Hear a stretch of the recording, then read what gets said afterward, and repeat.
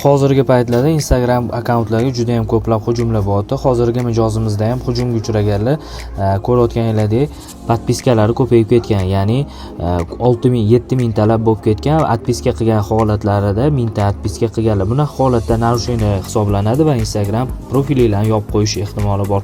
Hozir sizlarga aktivniyasidan ko'rsatib beraman qaysi davlatdan. Hozir Uniteddan 14 soat oldin bo'lgan kirgan va barcha shu bir vaqtning o'zida podpiskalari ko'payib ketgan. O'rtoqlar, direktdan zararli havolani ustiga bosmaslikni sizlarga tavsiya beramiz va profilinglarni juda ham qattiq qilib himoyalab qo'yinglar. Agar sizlarga ham qanaqa himoya qilish qiziq bo'lsa, izohlarda fikringlarni qoldiringlar. Biz sizlarga qanaqa qilib himoyalashni, juda ham qattiq himoyalab qo'yishni sizlarga ko'rsatib o'tamiz.